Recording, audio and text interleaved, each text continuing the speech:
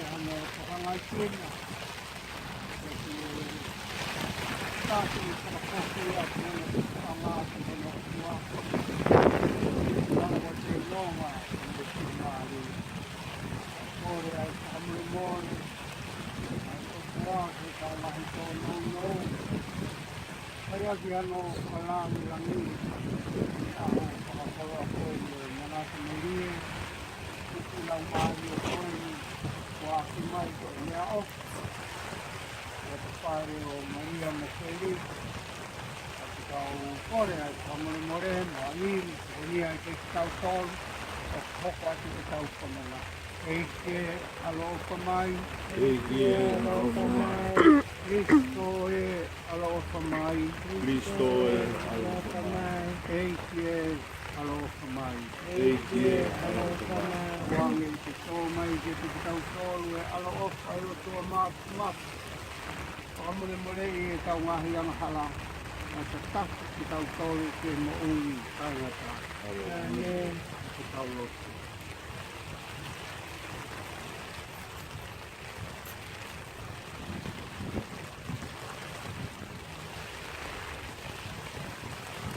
ay malako.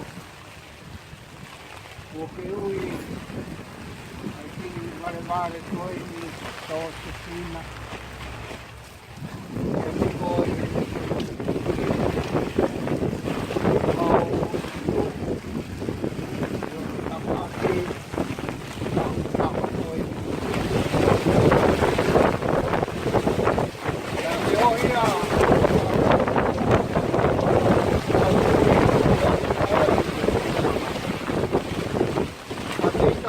may mua loti ng pai kaya ito kumay di mau pamainas mo ay yung kaya ka ako ko siya may ako ko yan kaya mau kore niya Jesus Cristo kalo ka ko pawin ko kumuli kamo ko ay malamay maoli tua be kaha kaya ngata kaya kaya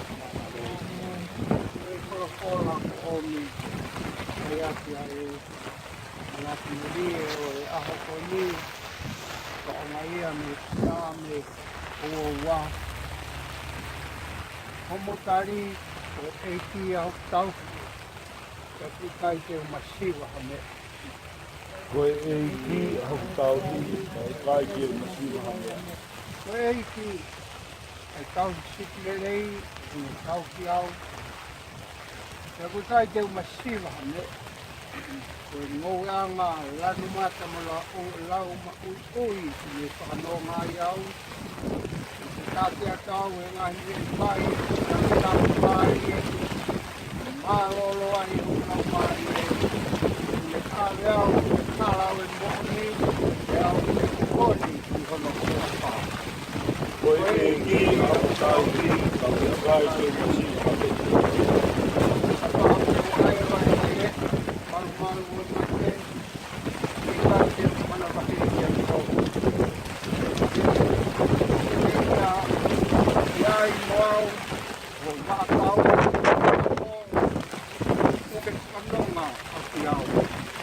Koe e ki a o tau ki ka u kai te masiwa hame. Ko me toka teo kātoanga maka, kai mamata peo ko ngahi tiri.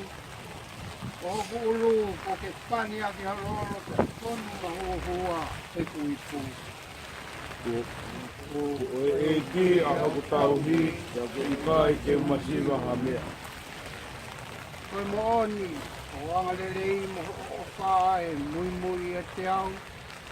Ki he kotoa e ngahi aho i mo ui. Kia koe whare tonu o i reiti a kunoko anga o lau i kuonga te a taitata. Koe e ki a o tau ki ka u kai te masiwa hame. Mai te noa a te wha, a te e, te pina, a tau tolu, ai ngā te tau kakamahi ni te koni. A tau ame,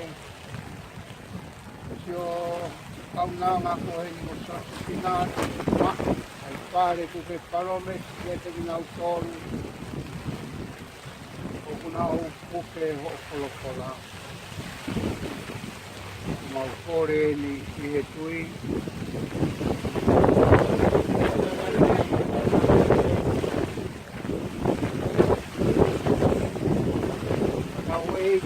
Tau ame eiki koe marohi o toi tuo, e te riu ai matere ke mo ui kātanati.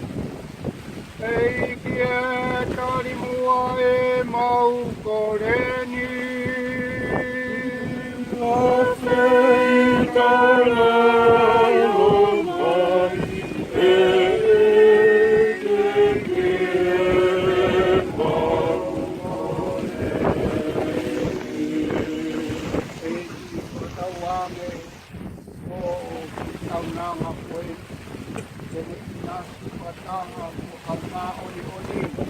Ai tia maama ko nonga rangi rangi hio a kia anga.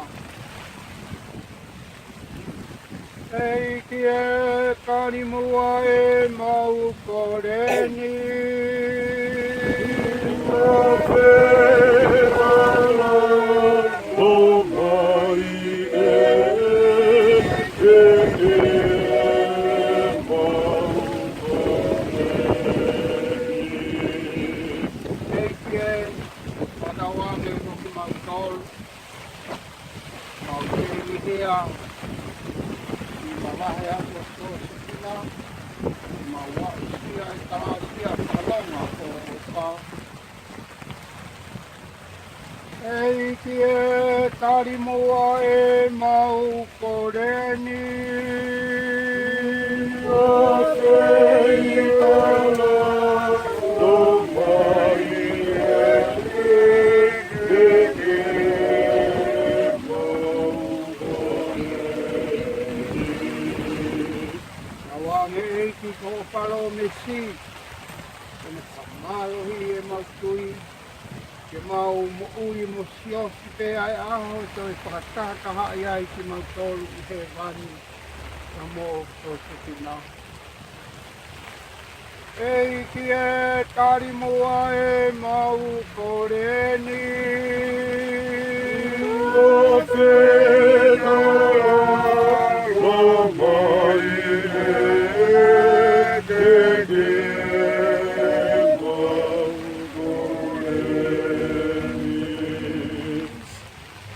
Kau ko ka moa kore.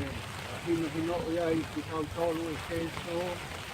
Ei, Te matamai e wani, apa uapa, yo kumano te ava, whai kara o mani o e koe koe e wani. Wapa e wani a wani a taha, e whakore kore no mai a kara, o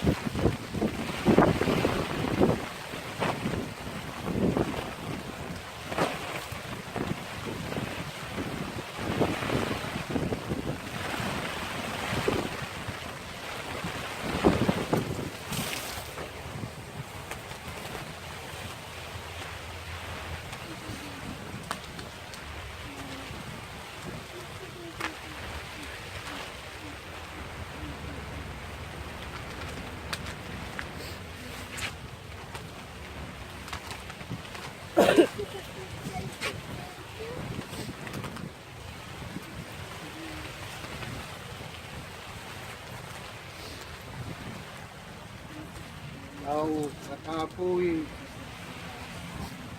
maso Josefina ile wafa i tamai alo ia mai lau mai e ma oni.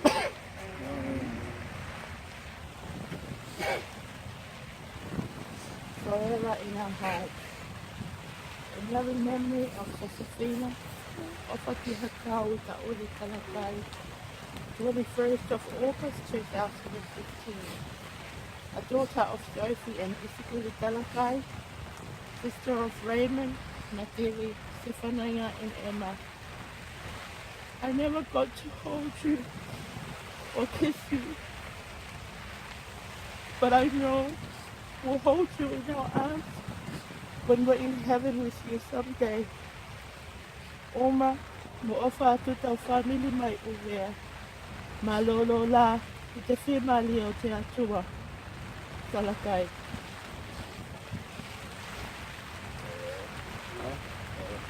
Pakiat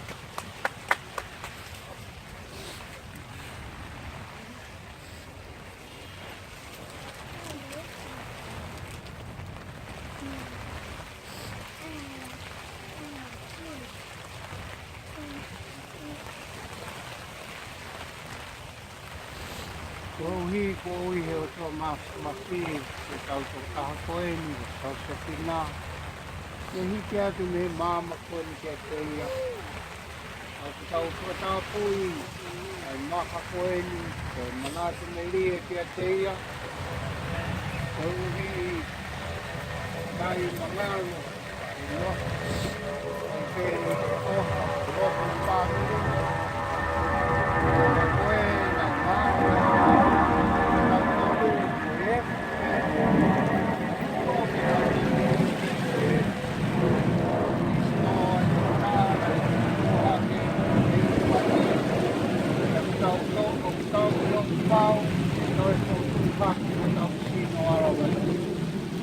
tau whakatatau ke te ia I hono langi.